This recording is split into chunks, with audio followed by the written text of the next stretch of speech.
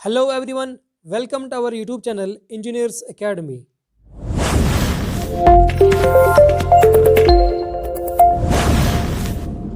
So my dear friends, यहाँ पे आज हम स्टार्ट करने वाले हैं पार्ट 4। हमारा जो जनरल इंग्लिश एमसीक्यू सीरीज़ हमने स्टार्ट की है उसका पार्ट 4 आज स्टार्ट होने वाला है। तो आज के पार्ट में हम डिस्कस करने वाले हैं नरेशंस, और नरेशंस में क्या कुछ चीज़ें यहाँ पे इंपॉर्टेंट है और किस तरह से क्वेश्चंस को आप अप्रोच कर सकते हो एग्जाम्स के अंदर, तो वो सारी चीज़ें हम सीख लेंगे। लेकिन यहाँ पे सबसे पहले हम एक बार सिलेबस को देख लेते हैं।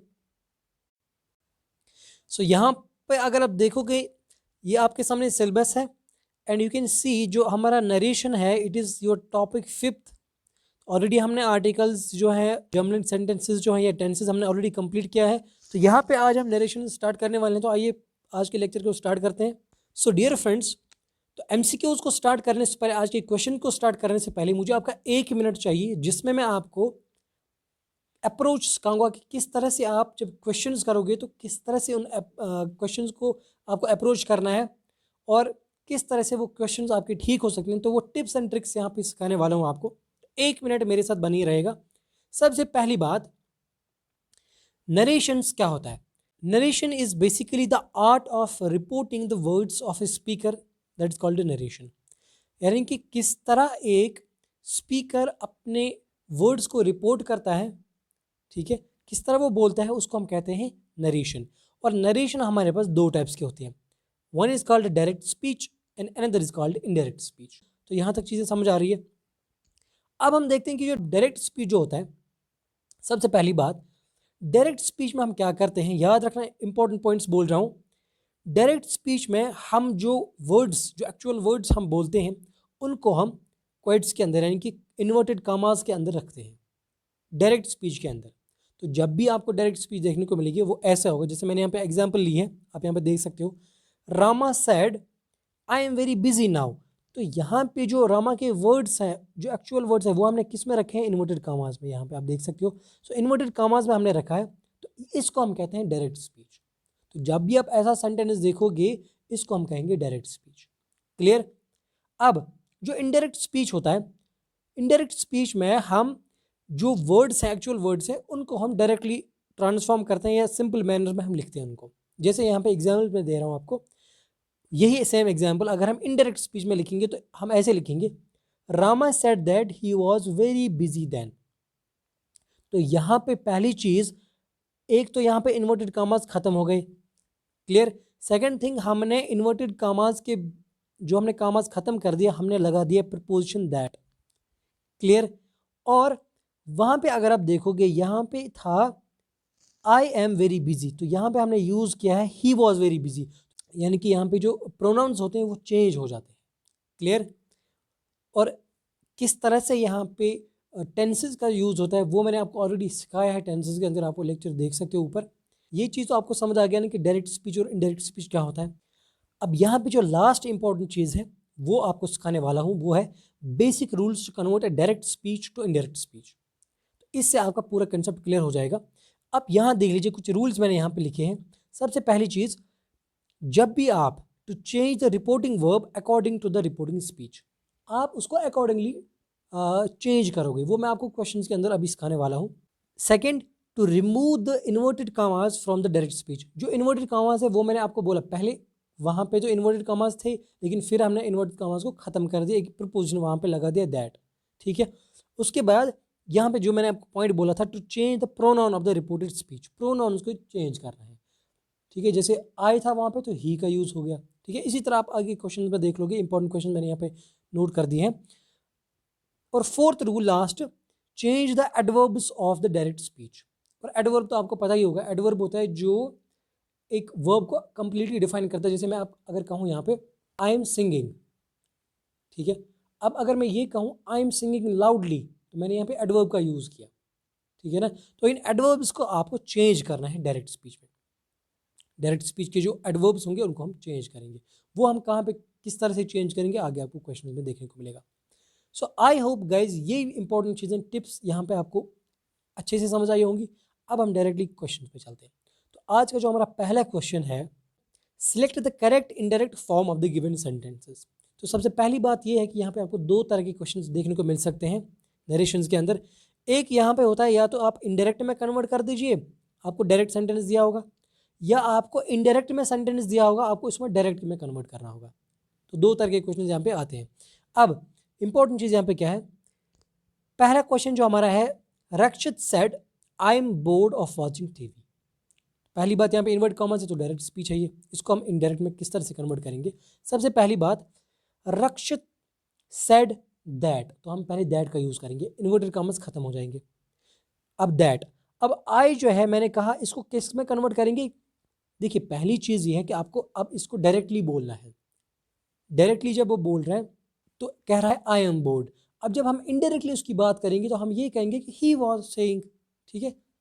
तो यहाँ पे आई जो है ये कन्वर्ट होगा ही में, सो ही एम की जगह लगेगा was, so he was bored of watching TV.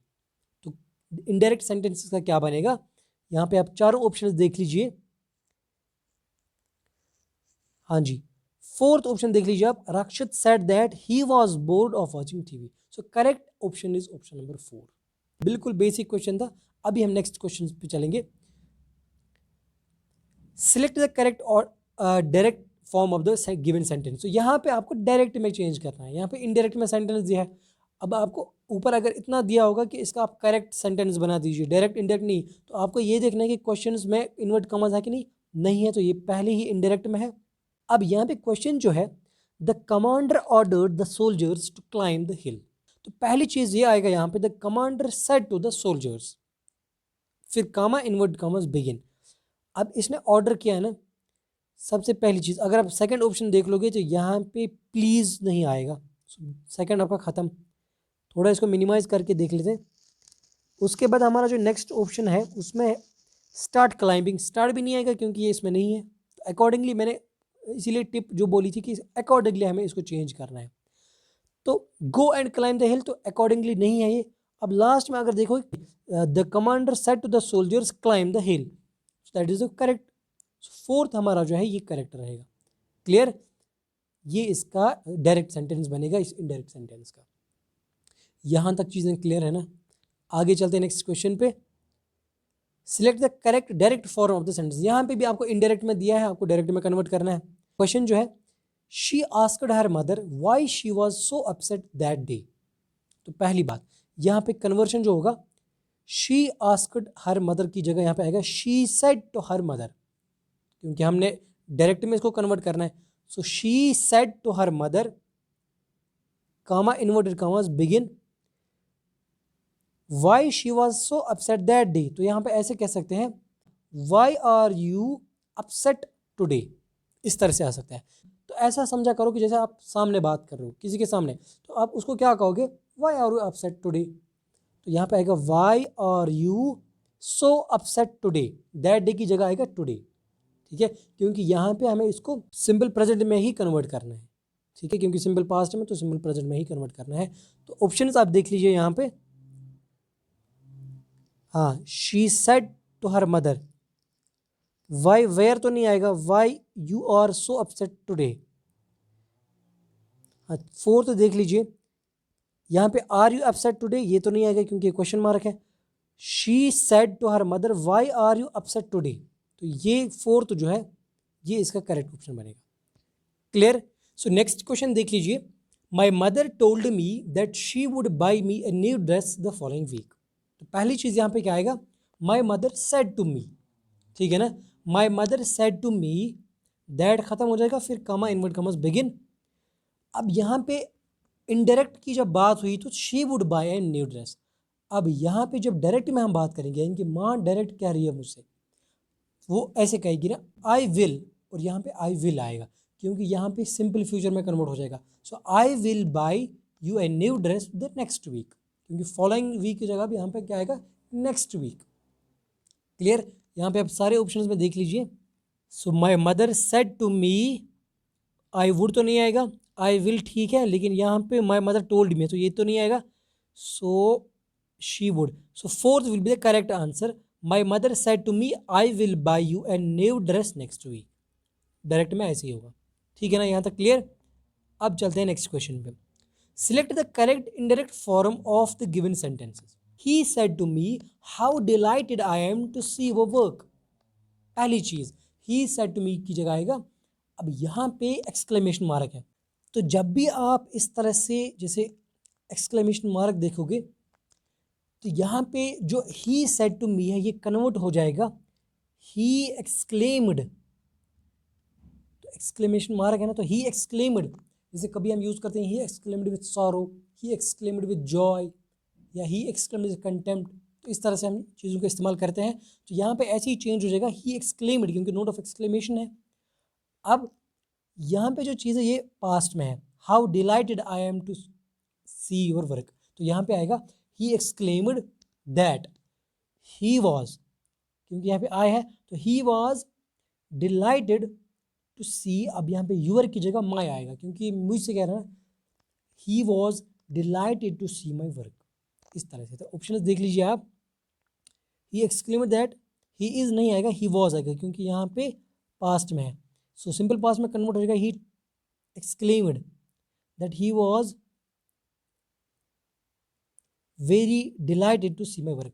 Third यहाँ पे जो है ये करेक्ट रहेगा इसके लिए, he exclaimed that he was very delighted to see my work. Clear? तो इस तरह से आपको क्वेश्चन को अप्रोच करना है, ठीक है ना। तो मैं बिल्कुल सिंपल टिप्स सिखा रहा हूँ आपको किस तरह से आप चीज़ों को आसान बनाएं। तो अब आप ऐसे क्वेश्चंस की प्रैक्टिस जो है वो खुद कीजिए, आप देखेंगे कितना इजी आपको लगेगा ये क्वेश्चंस को सॉल्व करने में। आपको लग रहा होगा कुछ नहीं सीखा, लेकिन आपने बहुत सारी चीज़ें यहाँ से सीखी होंगी। तो question is, mother said to Ravi get me the newspaper. अब इस क्वेश्चन को मेरे साथ कीजिए, ये डायरेक्ट स्पीच में, इसको इनडायरेक्ट में कन्वर्ट करना है। तो पहली बात, मदर सेड टू रवि, तो मदर टोल्ड रवि, पहली चीज तो ये, mother told Ravi to get her the newspaper, क्योंकि मी की जगह अब इनडायरेक्ट में कन्वर्ट कर रहे हैं, to get her the newspaper, ठीक है। तो ऑप्शन देख लीजिए, second is mother told Ravi to get her the, हाँ बिल्कुल second is the correct option, बाकी इनमें नहीं, बाकी तो कोई नहीं है। So second will be the correct option. अब यहाँ पे नेक्स्ट इंपॉर्टेंट क्वेश्चन देख लीजिए, यहाँ पे आपको देखना है कि ये डायरेक्ट इनडायरेक्ट में है, आपको उसी तरह अकॉर्डिंगली इसको कन्वर्ट करा है। तो सबसे पहली बात, Palak said I saw the documents, ये डायरेक्ट में है। जब आप इनडायरेक्ट में इसको कन्वर्ट करोगे तो आप किसी को कह रहे हो, आप ऐसे कहोगे Palak said that she had seen the documents, ठीक है। तो ये इस तरह से कन्वर्ट हो जाएगा। तो यहाँ पे क्या आएगा, पहले पलक सेड दैट, आई की जगह शी आएगा, हैड सीन द डॉक्यूमेंट्स, ये पास्ट परफेक्ट में कन्वर्ट हो जाएगा, ठीक है। She had seen the documents. Options आप यहाँ से देख लीजिए, ये ऑप्शन जैसे मार्क किया हुआ है यहाँ पे, Palak said that she had seen the, बिल्कुल यही ऑप्शन इसके लिए करेक्ट रहेगा, फर्स्ट। क्लियर? अब नेक्स्ट क्वेश्चन की बात करते हैं। तो ये एक क्वेश्चन जो है ये मैं आपके लिए होमवर्क रख रहा हूँ, आपका इसका आंसर मुझे कमेंट सेक्शन में बताइएगा। क्वेश्चन मैं पढ़ रहा हूँ, Sangeeta said I was working at a call centre before I started my business. तो इसको आप, ये डायरेक्ट में है, इसको इनडायरेक्ट में कन्वर्ट करना है। ऑप्शंस आपके सामने हैं, ये देख लीजिए ऑप्शंस। तो मुझे इसका सही ऑप्शन जो है मार्क करके दीजिए कमेंट सेक्शन में, ठीक है। सो ये था आज का हमारा लेक्चर, और आज के लेक्चर में हम बस इतना ही करेंगे, ठीक है। आई होप ये सारे क्वेश्चंस आपको अच्छे से समझ आए होंगे और आपको बहुत फ़ायदा होगा इन क्वेश्चंस को देखने के बाद। और पूरी जो चीज़ें यहाँ पे मैंने समझाई, सारी चीज़ें इंपॉर्टेंट है, किस तरह से मैंने आपको वो टिप्स ट्रिक्स दिखाए वो भी बहुत इंपॉर्टेंट है। इस तरह से आप क्वेश्चंस को अप्रोच कर सकते हो, और डेफिनेटली यहाँ पे 1 से 2 मार्क्स आपको देखने को मिलेंगे एग्जाम में, चाहे आप कोई भी एग्जाम दीजिए 1 से 2 मार्क्स यहाँ से आ सकते हैं, ठीक है ना। तो फिलहाल इस लेक्चर में इतना ही, हम मिलते हैं नेक्स्ट लेक्चर में, तब तक के लिए अपना ख्याल रखें, और अगर वीडियो पसंद आए तो इसको ज़रूर लाइक कीजिए।